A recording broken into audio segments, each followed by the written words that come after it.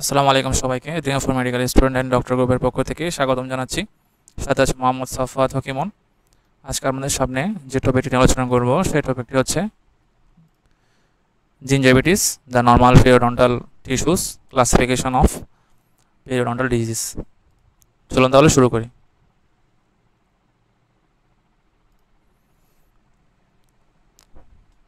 দেখতে পাচ্ছি the epithelium of the free and attached gingiva is stratified as squamous and thinly paracardineized, and the epithelial attachment is made by the junction epithelium adhering to the enamel. অর্থাৎ এখানে হচ্ছে normal periodontal টিস্যুর হচ্ছে যে লাইনিংটা রয়েছে সেই লাইনিংটা নিয়ে আলোচনা করা হয়েছে।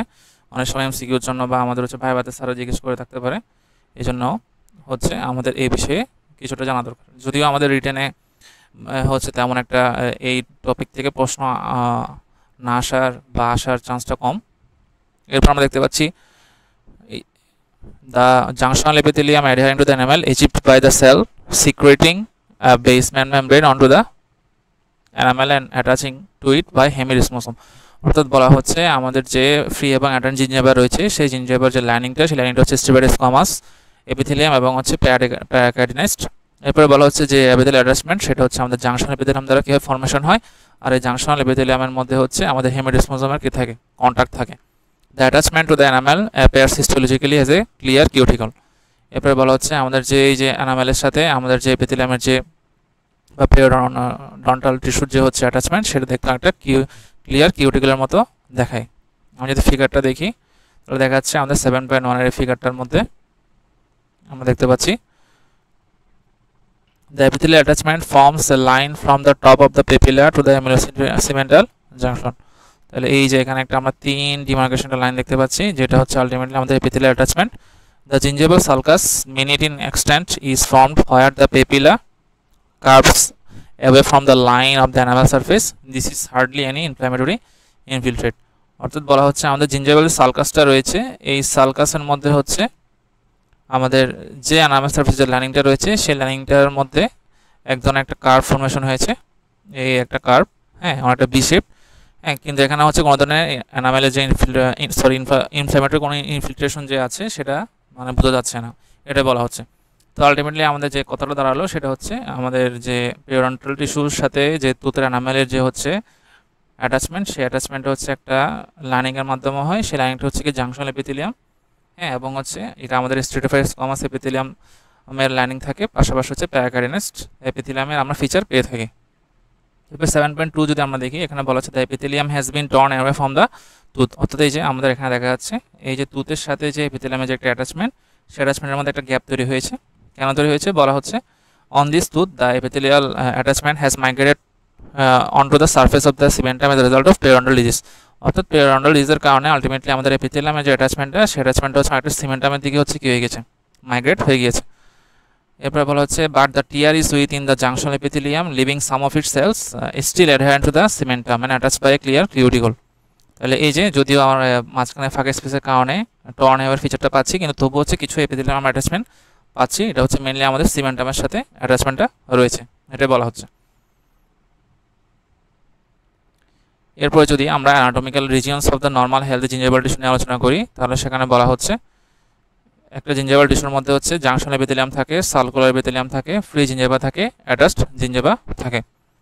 এর মধ্যে junctional epithelium has high turnover rate and the epithelium attachment is constantly reformed as the basal cell divide, mature and move upward. অর্থাৎ বলা হচ্ছে আমাদের যে সকল রিজিয়ন রয়েছে জিঞ্জাইভাল টিস্যুর মধ্যে তার মধ্যে সবচেয়ে বেশি টার্নওভার রেটটা আমরা পেয়ে থাকি হচ্ছে জাংশনাল এপিথেলিয়ামের ক্ষেত্রে, এবং এখানে এপিথেলিয়াল অ্যাটাচমেন্ট যেটা রয়েছে এটা কনস্ট্যান্টলি কী হয়, রিফরমেশনের মধ্যে দিয়ে যায়। এবার যদি আমরা লোকেশনটা জানার চেষ্টা করি তাহলে আমরা দেখতে পাচ্ছি এখানে বলা হচ্ছে জাংশনাল এপিথেলিয়ামের যে লাইনিংটা সেটা বলা হচ্ছে extends from the amelocemental junction to the floor of the gingival sulcus and forms the epithelial attachment to the tooth surface. অর্থাৎ আমরা যদি চিত্রের দিকে তাকাই তাহলে এই চিত্রের মধ্যে এই যে আমাদের সিমেন্টাম, এই সিমেন্টামের সাথে হচ্ছে আমাদের একটা জাংশনাল এপিথেলিয়াম ফর্মেশন হয়, হ্যাঁ, এই ফর্মেশনটা আলটিমেটলি আমার হচ্ছে যে জিঞ্জাইভাল এমিনোসেমেন্টাল জাংশন, এই জাংশনের মধ্যে আলটিমেটলি আমাদের যে এপিথেলিয়ামটা ফর্মেশন হয় এটাই হচ্ছে জাংশনাল এপিথেলিয়াম, হ্যাঁ, যেটার কারণে আমাদের টুথের সাথে হচ্ছে একটা কি হয়, এপিথেলিয়াল অ্যাটাচমেন্ট তৈরি হয়। এরপর বলা হচ্ছে circular epithelium lines the gingival sulcus and joins the epithelial attachment to the free gingiva. এখন যদি আমরা জিঞ্জেভাল সালকাস নিয়ে আলোচনা করি, আমরা উপরের চিত্রের মধ্যে ভালো মতো দেখতে পাচ্ছি, উপরের চিত্রের মধ্যে আমরা দেখতে পাচ্ছি ফ্রি জিঞ্জেভা এবং হচ্ছে টুথ সারফেসের মাঝখানে একটা হচ্ছে ফাঁকা স্পেস দেখা যাচ্ছে। হ্যাঁ, এই ফাঁকা স্পেসের মধ্যে আমরা যদি একটু জুম করে দেখার চেষ্টা করি, হ্যাঁ, তাহলে এই যে ফাঁকা স্পেস যেটা রয়েছে, এই যে ফাঁকা স্পেসটা, হ্যাঁ, এই ফাঁকা স্পেসের মধ্যে আমাদের যে এপিথেলিয়াম লাইনিংটা থাকে এটা হচ্ছে সার্কুলার এপিথেলিয়াম। এবারে বলা হচ্ছে free gingiva, the coronal to the amelocemental junction and attached gingiva and includes the tips of the interdental papilla. এবার যদি আমরা ফ্রি জিঞ্জেভা যদি দেখতে চাই, আমরা দেখতে পাচ্ছি এই যে আমাদের ফ্রি জিঞ্জেভাটা।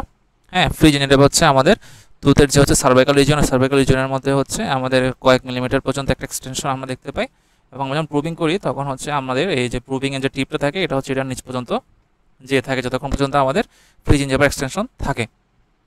এই জন্য বলা হচ্ছে এটা কোরনাল to the amelocemental junction. Free জিঞ্জেভার নিচেই হচ্ছে আলটিমেটলি আমাদের হচ্ছে অ্যাটাচ জিঞ্জেভার অনেক বড় একটা আমরা পোর্শন পেয়ে থাকি। হ্যাঁ, এখানে বলা হচ্ছে extends apically from the free gingiva and to the mucogingival junction and is bound down to the superficial periodontal fibres and periosteum. Ultimately হচ্ছে আমাদের যে মিউকোজিঞ্জেভাল জাংশন রয়েছে, এই জাংশন এবং যে ফ্রি জিঞ্জেভার মাঝখানে যে বড় একটা স্পেস রয়েছে, হ্যাঁ, এই যে বড় স্পেসটা, এটা পুরোটাই হচ্ছে আমাদের অ্যাটাচ জিঞ্জেভার একটা লেয়ার। তাহলে যদি আমরা দেখি, তাহলে এই যে আমাদের হচ্ছে ফ্রি জিঞ্জেভাল মার্জিন, ঠিক আছে। এরপরে আমাদের এই যে লেয়ারটা আমরা দেখতে পাচ্ছি, এই যে, হ্যাঁ, এটা হচ্ছে আমাদের সালকাস, এই পুরো ফাঁকা স্পেসটা, এবং এখানে হচ্ছে আলটিমেটলি আমাদের সার্কুলার এপিথেলিয়াম লাইনিংটা থাকে। এরপর আমরা ফ্রি জিঞ্জেভা দেখতে পাচ্ছি, এরপরে আমাদের অ্যালভিওলার ক্রেস্ট, হ্যাঁ, এবং এই যে মিউকোজিঞ্জেভাল জাংশনটা। তাহলে এই পুরোটাই হচ্ছে আমাদের দেখা যাচ্ছে ফ্রি জিঞ্জেভাল গ্রুপ থেকে, এই যে ফ্রি জিঞ্জেভাল, হ্যাঁ, গ্রুপ থেকে আলটিমেটলি আমাদের হচ্ছে এই যে মিউকোজিঞ্জেভাল জাংশন পর্যন্ত হচ্ছে আমাদের অ্যাটাচ জিঞ্জেভার এক্সটেনশন আমরা পেয়ে থাকি। এবার আমরা principal fibres of the periodontal ligament নিয়ে পড়বো। পেরিওডন্টাল লিগামেন্টের মধ্যে অনেকগুলো ফাইবার থাকে, এর মধ্যে বলেছে কিছু অবলিক ফাইবার থাকে, কিছু হরাইজন্টাল ফাইবার থাকে, কিছু ট্রান্সসেপ্টাল ফাইবার থাকে, কিছু জিঞ্জেভাল ফাইবার থাকে। হ্যাঁ, এই জিঞ্জেভা নিয়ে বা জিঞ্জেভার যে অ্যানাটমি, এটা নিয়ে আমরা ডেন্টাল অ্যানাটমিতে ফার্স্ট ইয়ারে পড়েছিলাম। হ্যাঁ, এখানে আমাদের এটা জানা জরুরি কেন, কারণ আমাদের যে বিভিন্ন ধরনের ক্লিনিক্যালে আমরা বিশেষ করে পেরিওডন্টোলজি ওয়ার্ডে যে পেশেন্টগুলো ম্যানেজ করি, বেশিরভাগই হচ্ছে জিঞ্জেভাইটিস এবং পেরিওডন্টাইটিস ফিচার নিয়ে আসে। তো এই জন্য হচ্ছে আমাদের এই ধরনের অ্যানাটমিগুলো আমাদের ক্লিনিক্যাল বেসিস প্লাস হচ্ছে এক্সপিরিয়েন্সটাকে ভালো করার জন্য জানা দরকার। আমরা যদি চিত্রের মাধ্যমে বোঝানোর চেষ্টা করি, আমরা ডানে দেখতে পাচ্ছি আমাদের যে অবলিক ফাইবারটা রয়েছে, এটা বলা হচ্ছে from a suspensory ligament from socket to the root in coronal to apical direction. অর্থাৎ এই যে আমাদের যে অবলিক ফাইবার, এটা হচ্ছে হলো ডিমার্কেশন করা, হ্যাঁ, আমাদের ঠিক হচ্ছে রুটের এপিক্যালি থাকে, সরি এপিক্যালি না, হ্যাঁ, এটা হচ্ছে আমাদের এই যে অ্যালভিওলার বোন, হ্যাঁ, এই যে অ্যালভিওলার বোনের সাথে আমাদের হচ্ছে যে এই যে টুথের যে সিমেন্টাম, এর মাঝখানে অবলিকলি হচ্ছে এটা কী করে অবস্থান করে। হ্যাঁ, এরপরে বলা হচ্ছে হরাইজন্টাল ফাইবার। হরাইজন্টাল ফাইবারটা হচ্ছে আমাদের কমলাকার দ্বারা চিহ্নিত, হ্যাঁ, এটাও সেম, এটা হচ্ছে আমাদের কিছুটা হরাইজন্টালি থাকে, এটাও সেম আমাদের হচ্ছে অ্যালভিওলার যে ক্রেস্ট বা যে বোন রয়েছে, হ্যাঁ, ওই বোনের সাথে হচ্ছে টুথের সিমেন্টামের সাথে হচ্ছে একটা বন্ডিং ফর্মেশন করে। বলা হচ্ছে forms dance group attaching the neck of the tooth to the Rim of the socket. ঠিক আছে, তাহলে মেনলি হচ্ছে টুথের নেকের সাথে হচ্ছে যে নেক রিজিয়ন, এই নেক রিজিয়নের ঠিক কাছেই হচ্ছে এটা অবস্থান করে। এবারে বলা হচ্ছে ট্রান্সসেপ্টাল ফাইবার। হ্যাঁ, ট্রান্সসেপ্টাল ফাইবার বলা হচ্ছে of the horizontal group are not attach to the alveolar বোন but pass superficial to it and join the adjacent teeth together. They protect the interdental gingiva by resisting forces that would otherwise separate the teeth and open the contact points. হ্যাঁ, তাহলে এখানে যে কথাটা লেখা হচ্ছে mainly হচ্ছে আমাদের দুটো দাঁতের মাঝখানে যে হচ্ছে পেরিওডন্টাল ফাইবার বা লিগামেন্টটা থাকে, ওটাকে বলা হচ্ছে ট্রান্সসেপ্টাল ফাইবার। হ্যাঁ, এটা হচ্ছে দুটো দাঁতের মাঝখানে, এই জন্য বলা হচ্ছে এখানে আলটিমেটলি কি থাকে, ইন্টারডেন্টাল জিঞ্জিভার এক ধরনের প্রোটেকশন ক্রিয়েট হয়ে থাকে।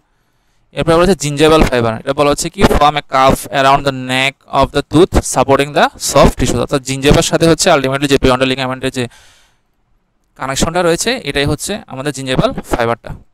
তাহলে আমরা যদি জিঞ্জেভাল ফাইবারটা দেখার চেষ্টা করি, মেনলি হচ্ছে এই যে আমাদের অ্যালভিওলার জিঞ্জেভাল ফাইবার বলতে হচ্ছে এই জিঞ্জেভার মধ্যে, সরি জিঞ্জেভার, হ্যাঁ, জিঞ্জেভার ক্ষেত্রে হচ্ছে জিঞ্জেভার সাথে আমাদের টুথের ন্যাকের মধ্যে বলা হচ্ছে যে cuff round the neck of the টুথের সাথে, হ্যাঁ, যে ফাইবারটা হচ্ছে সাপোর্টিং স্ট্রাকচার হিসেবে থাকে, এটাই হচ্ছে আমাদের মূলত জিঞ্জেবল ফাইবারটা। হ্যাঁ, এই জিঞ্জেবল ফাইবারের মধ্যে আমাদের মেনলি তোমার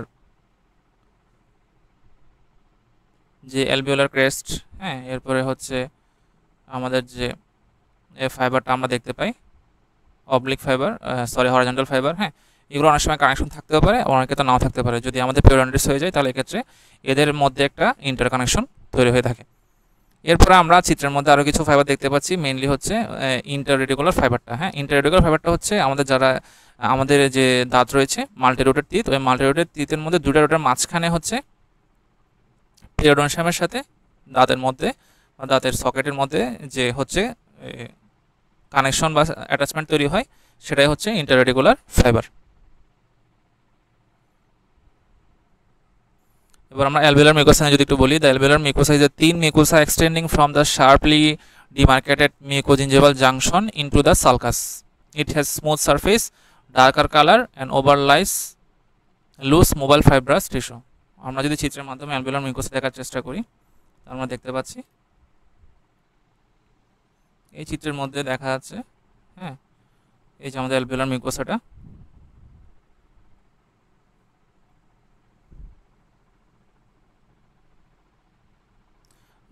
এই যে মিউকোজিঞ্জিভাল জাংশন থেকে হচ্ছে আলটিমেটলি আমাদের ওরাল মিউকোসার সাথে যে একটা কানেকশন ফর্মেশন হয়, হ্যাঁ, এটাই হচ্ছে কি আমাদের অ্যালভিওলার মিউকোসা, এবং এটা হচ্ছে একটা মোবাইল ফাইব্রাস টিস্যু দ্বারা তৈরি হয়ে থাকে।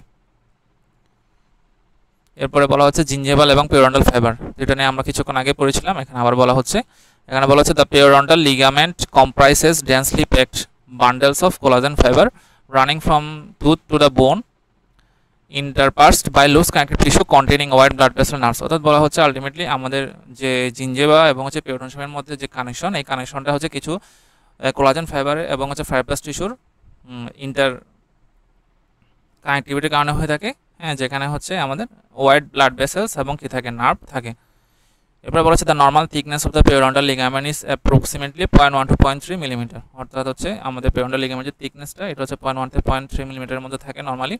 The periodontal ligament fibers are embedded in cementum at their inner ends and in the lamina dura at their outer ends. অর্থাৎ বলা হচ্ছে পেরিওডন্টাল লিগামেন্টের ফাইবার একটা হচ্ছে আমাদের টুথের সিমেন্টামের সাথে থাকে, আর একটা হচ্ছে আমাদের লেমিনা ডোরার সাথে কানেকশন থাকে। আমরা যদি দেখার চেষ্টা করি তাহলে এই যে পেরিওডন্টাল ফাইবারগুলো যে আমরা দেখলাম এই চিত্রের মধ্যে, হ্যাঁ, তাহলে এই যে এদিকে হচ্ছে আমাদের লেমিনা ডোরাটা থাকে, এই পোর্শন, ঠিক আছে, আমাদের ঠিক এই পাশে হচ্ছে লেমিনা ডোরাটা থাকে। আমি যদি অপর পাশে দেখানোর চেষ্টা করি, ঠিক আছে, তাহলে এই যে আমাদের যেটা কালো ডিমার্কেশন যে পয়েন্টটা আছে, হ্যাঁ, এই পাশে হচ্ছে আমাদের মেনলি লেমিনা ডোরার একটা উপস্থিতি আমরা দেখতে পাই। পাশাপাশি এটা হচ্ছে কি আমাদের সিমেন্টামের লেয়ার, হ্যাঁ, তাহলে এই দুইটার মাঝখানে হচ্ছে আলটিমেটলি আমাদের এক্সটেনশন আমরা পেয়ে থাকি পেরিওডন্টাল ফাইবারের। এরপরে বলেছে the lamina dura is a layer of cortical bone continuous at the margin of the sockets with the cortical bone of the alveolus. Ultimately alveolar বোনের সাথে আমাদের হচ্ছে লেমিনা ডোরা একটা কেটে কানেকশন থাকে, এবং এটা হচ্ছে একটা কর্টিক্যাল বোনের লেয়ার। এরপরে বলা হচ্ছে জিঞ্জিভাল ক্রেভিকুলার ফ্লুইড বা এক্সুডেট, অর্থাৎ জিঞ্জিভাল সালকাসের মধ্যে আমরা যে জিঞ্জিভাল ফ্লুইডটা পাই এটাকে বলে ক্রেভিকুলার ফ্লুইড। বলা হচ্ছে minute amount of fluid can be collected from the gingival margins. Crevicular fluid is an inflammatory exudate and the amount increases greatly with the degree of inflammation. তাহলে এটা বলা হচ্ছে একটা ইনফ্ল্যামেটরি এক্সুডেট, যেটা হচ্ছে কখন বাড়ে, যখন আমাদের ইনফ্ল্যামেশনের সাইন সিমটমসটা পেয়ে থাকি। এবং এটার মধ্যে আলটিমেটলি কী থাকে, আমাদের আইজিএম থাকে এবং আদার সিরাম প্রোটিনস এবং নিউট্রোফিলস এবং ম্যাক্রোফেজ আমরা দেখতে পাই। এরপর যদি আমরা classification of the periodontal disease নিয়ে আলোচনা করি, হ্যাঁ, এটা খুবই ইম্পর্টেন্ট একটা ক্লাসিফিকেশন, হ্যাঁ।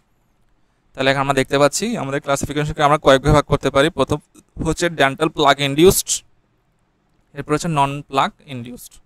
ডেন্টাল প্লাগ ইনডিউসডের মধ্যে হচ্ছে শুধু ডেন্টাল প্লাগ অনলি দিয়ে হতে পারে, এরপরে বলা হচ্ছে সিস্টেমিক ফ্যাক্টর দিয়ে হতে পারে, ঠিক আছে। সিস্টেমিক ফ্যাক্টরের মধ্যে কী কী আছে, আমাদের পিউবার্টি থাকতে পারে, মেনস্ট্রুয়াল থাকতে পারে, প্রেগনেন্সি মেইনলি হচ্ছে ফিমেল প্রিডোমিনেন্ট, এরপর ডায়াবেটিস মেলাইটিস থাকতে পারে। পাশাপাশি বলা হচ্ছে যদি ব্লাড ডিসঅর্ডার থাকে যেমন লিউকেমিয়া বা আদার ব্লাড ডিসঅর্ডার। এরপরে বলা হচ্ছে মেডিকেশনের মাধ্যমে যেমন ড্রাগের কারণে হতে পারে, হ্যাঁ, আমরা বিশেষ করে অ্যান্টিকনভালসেন্ট, ঠিক আছে, এরপর ক্যালসিয়াম চ্যানেল ব্লকার, এই ধরনের ড্রাগগুলোর কারণে আমাদের জিঞ্জিভাল ডিজিজ হতে পারে। এরপর হচ্ছে gingival disease modified by malnutrition, যেমন হচ্ছে ভিটামিন সি বা স্করবিক অ্যাসিড। এরপর নন প্লাগ ইনডিউসডের মধ্যে দেখা যাচ্ছে infection, either bacterial, viral, fungal.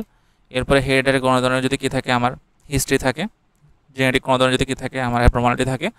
এরপরে বলা হচ্ছে জিঞ্জিভাল ম্যানিফেস্টেশন বা বিভিন্ন ধরনের ডার্মাটোলজিক্যাল ডিজিজের কারণে, এটা মিউকোকিউটেনাস হতে পারে বা অ্যালার্জিক রিঅ্যাকশনের কারণেও হতে পারে। এরপরে কোনো ধরনের ট্রমার কারণে হতে পারে, আইট্রোজনিকও হতে পারে বা এক্সিডেন্সিয়াল হতে পারে। পাশাপাশি ফরেন বডি যদি থেকে যায়, এন্ট্রাপমেন্ট যদি হয়, ওখান থেকে হতে পারে। এরপরে ক্রনিক পেরিওডন্টাইটিস, ঠিক আছে। ক্রনিক পেরিওডন্টাইটিসের ক্ষেত্রে মানে যখন আমাদের ক্রনিক জিঞ্জাইভিটিসটা হচ্ছে আমরা ভালো মতো ট্রিটমেন্ট করতে না পারি, তখন ক্রনিক পেরিওডন্টাইটিস ডেভেলপ করা শুরু করে। এটাও প্লাগ ইন্ডিউস হতে পারে, লোকালাইজড হতে পারে, জেনারেলাইজড হতে পারে। মানে 3 টাইপস। হ্যাঁ, ক্রনিক পেরিওডন্টাইটিস হচ্ছে 3 ধরনের হতে পারে। একটা প্লাগ ইন্ডিউস হতে পারে, পাশাপাশি লোকেশনের উপর ডিপেন্ড করে লোকালাইজড হতে পারে অথবা কি জেনারেলাইজড হতে পারে। এরপরে বলা হচ্ছে অ্যাগ্রেসিভ পেরিওডন্টাইটিস, এটাও সেম, লোকালাইজড হতে পারে, জেনারেলাইজড হতে পারে। হ্যাঁ, এখান থেকে মেইনলি হচ্ছে আলটিমেটলি আমাদের পেরিওডন্টাইটিসের যে ক্রনিসিটি ওটার উপর ডিপেন্ড করে এই ক্লাসিফিকেশনটা করা হয়েছে।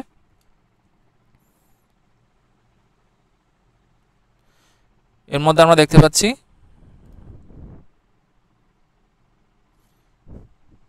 অ্যাগ্রেসিভ পেরিওডন্টাইটিস, এরপরে বলা হচ্ছে periodontitis as a manifestation of systemic disease.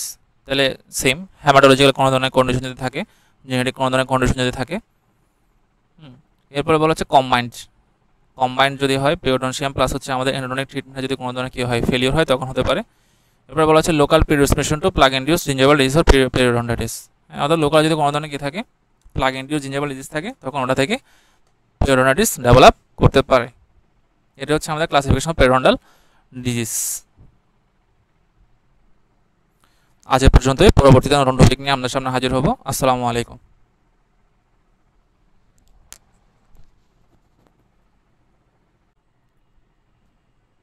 এবার চলুন আমরা কিছু পার্থক্য সম্পর্কে জেনে নিই।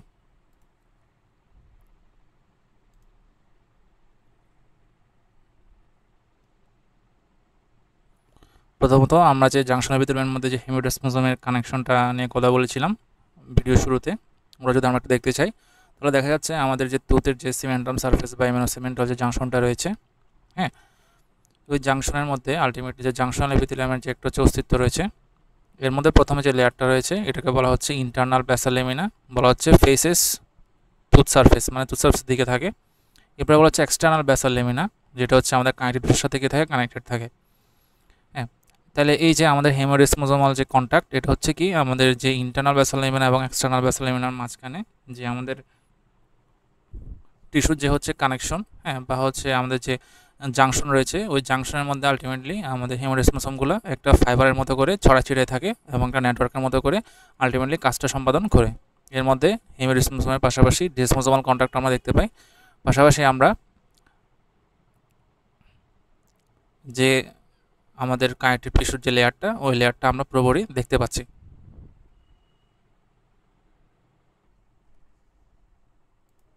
এই চিত্রের মধ্যে আমরা স্পষ্ট দেখতে পাচ্ছি। তাহলে দেখা যাচ্ছে